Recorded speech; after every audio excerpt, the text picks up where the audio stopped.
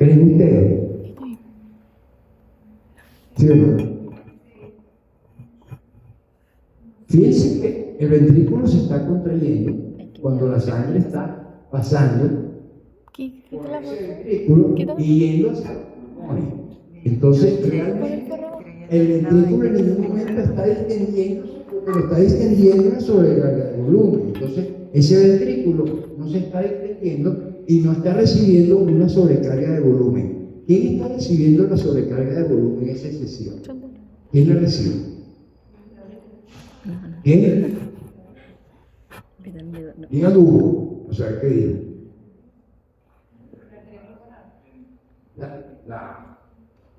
Esa sobrecarga, ¿quién la recibe? De volumen, la arteria pulmonar. ¿Y de ahí para dónde va? Para todo el lecho pulmonar. ¿Y de ahí a dónde va?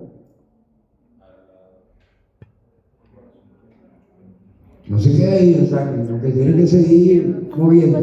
¿Va? A la aurícula izquierda. Y de la aurícula izquierda al ventrículo izquierdo. Les repito la pregunta. ¿Cuáles son las cavidades sobrecargadas de volumen?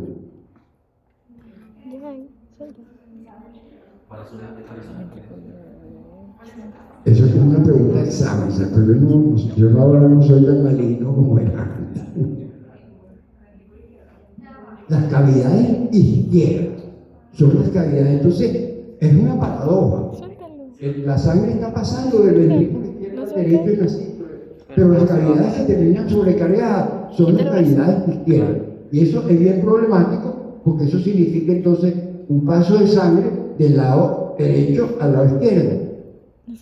Y entonces eso produce esta sobrecarga de volumen del ventrículo izquierdo.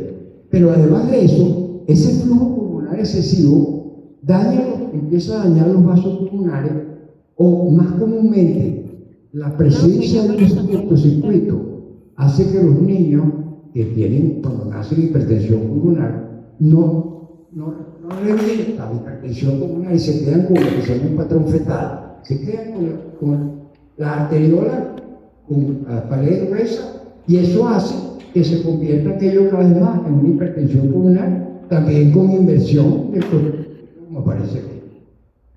Pero a diferencia de la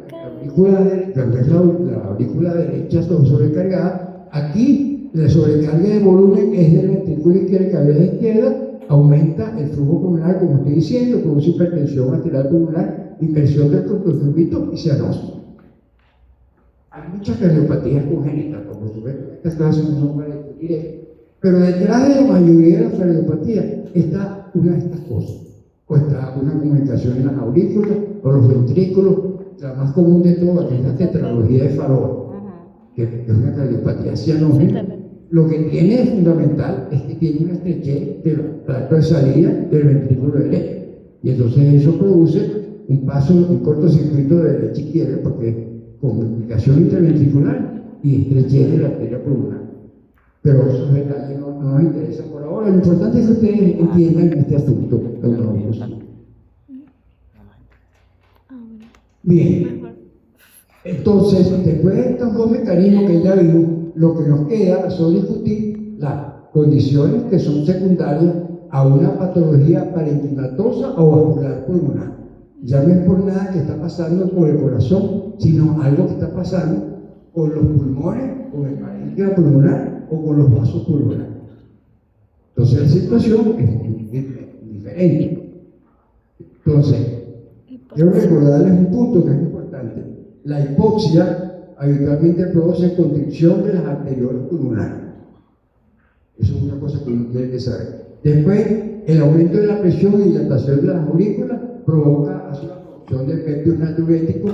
Se pueden formar fácilmente coágulos que aumentan el dímero D, y este es un componente importante de la fibrosis, pero este es un hecho parcial. Lo que nos interesa ahorita es enfatizar cómo es esto de la hipertensión pulmonar. En primer lugar, esta situación tiene una prevalencia del 1%. Fíjense que es muy baja cuando uno compara con la hipertensión del otro lado. En comparación, la hipertensión del otro lado produce 30-40% de prevalencia. Entonces, esto produce este porcentaje tan bajo. Pero esto produce las cosas que ya hemos mencionado. Y hay muchos tipos de clasificación de la presión pulmonar dependiendo de las circunstancias como aparecen. Puede ser secundaria a una cardiopatía izquierda, como ya vimos, puede ser secundaria a una enfermedad pulmonar, secundaria a un tromboembolismo pulmonar o secundaria a la aparición de un cortocircuito. Entonces, todas esas circunstancias pueden producir hipertensión arterial pulmonar, que como ya vimos, es una presión que sea más de 20 milímetros de mercurio.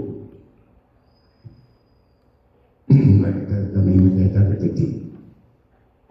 Bien, entonces, esta elevación de presión por encima de los valores normales se asocia a que una alterada función de los miocitos, formación de fibroblastos y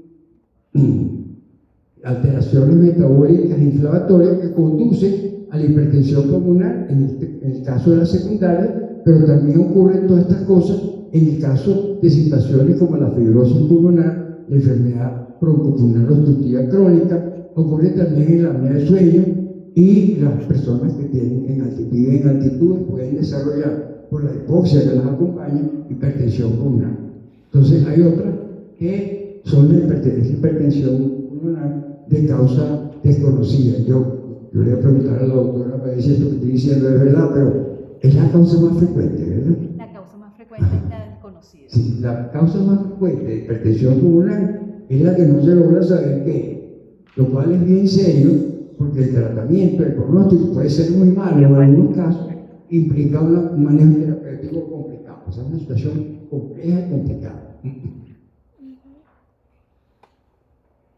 El hecho es que todo esto produce, entonces, al aumentar la presión, produce hipertensión pulmonar, produce elevación de la presión en la aurícula derecha, en la presión diastólica final del ventrículo derecho, y todo eso tiende a producir congestión sistémica por el aumento de presión de la aurícula derecha y de la vena sistémica, y eventualmente disminución del gasto cardíaco.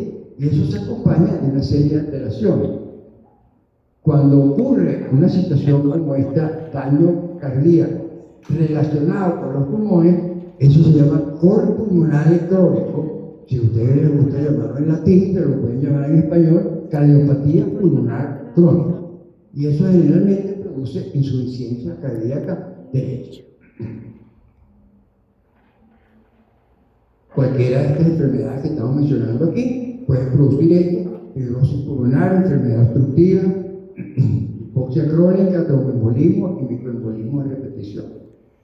Entonces, y eso, insisto otra vez, significa un aumento de carga del ventrículo derecho, por causa hipertrofia, se pone isquémico y disminuye su distensibilidad y su contractilidad. Entonces, ese ventrículo, que habitualmente es muy distensible, el ventrículo derecho, empieza a ponerse rígido, y eso contribuye a que su distensibilidad disminuya y la presión diastólica del ventrículo vaya aumentando.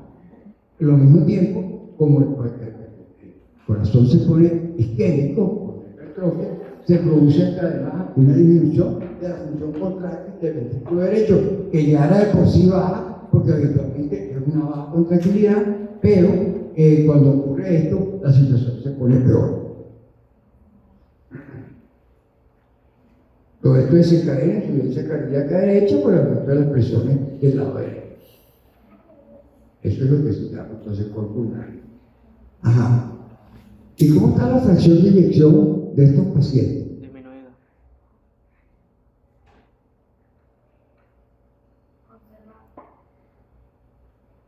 Lo primero que ustedes tienen, cuando yo les pregunto así, ustedes tienen que preguntarme la fracción de eyección de cuál ventrículo. Bueno, claro.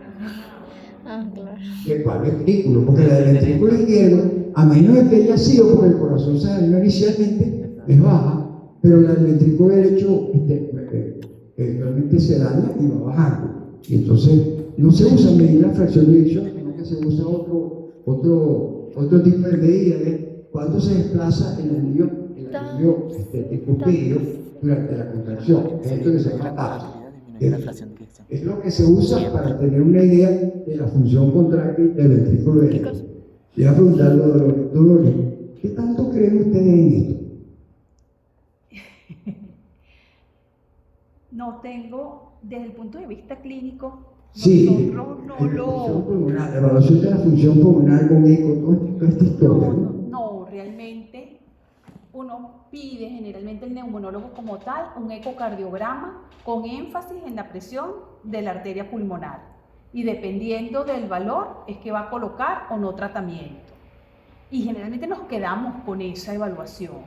Claro, los cardiólogos van buscando más allá para hacer como que diagnósticos más certeros realmente a través de otras pruebas, pero nosotros Sí, nos quedamos con eso. las pruebas más profundas implicarían introducir un catéter para medir la presión La del presión ventrículo de la derecho y en la arteria pulmonar. Entonces resulta un poquito más complicado. Entonces estas cosas están sometidas siempre a una cierta dificultad, pero Sí, hay dificultad a una de cierta no. imprecisión.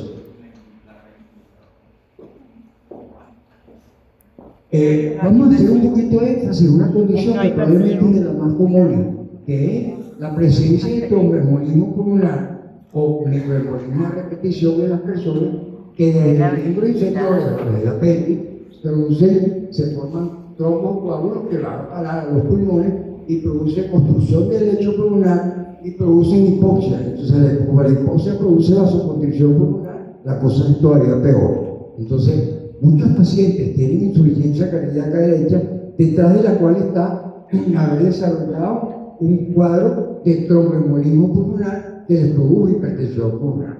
Y entonces, esto es una cosa bien importante de tener presente, que motiva mucho a los médicos para que los pacientes, al operarse, se movilicen rápido para que no se formen coágulos en las cavidades, en las venas periféricas. Por eso es que los aviones, hace poco, porque antes no se ocupaban, se insiste en que la gente de los vuelos transcontinentales se muevan un poco para que no se formen trombos en las venas pulmonares, el trayecto es muy largo, porque puede pasar estas cosas, puede ocurrir estas cosas. Y esto, si ocurre de forma masiva, es una cosa muy grave, que la gente se puede morir.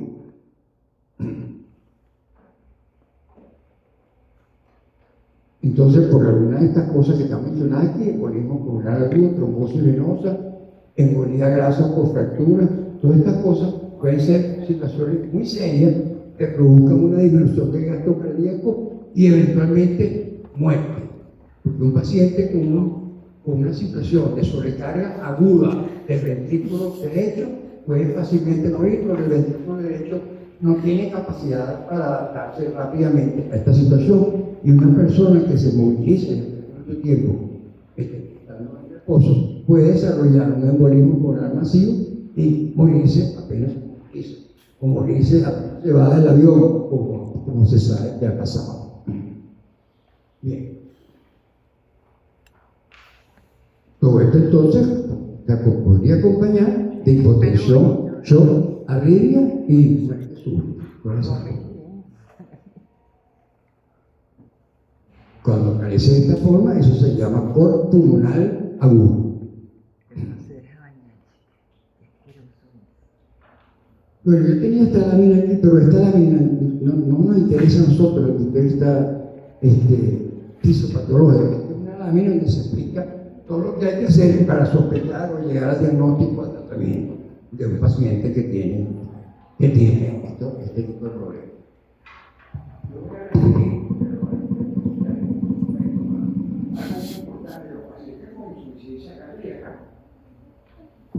Sufre.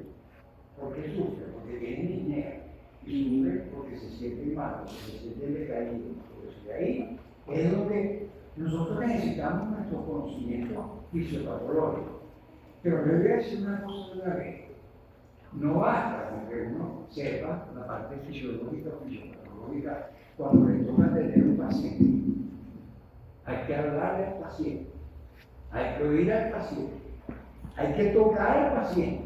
Todas esas cosas ayudan a que el nivel de estrés que tienen los pacientes en ese momento disminuya y la situación tienda a mejorar. Entonces yo sé que ustedes están empezando, pero empiecen a practicar desde ahora con los pacientes, a oírlos y a conversar con ellos y a tocarlos, para que el paciente se sienta que el médico está muy involucrado en su situación.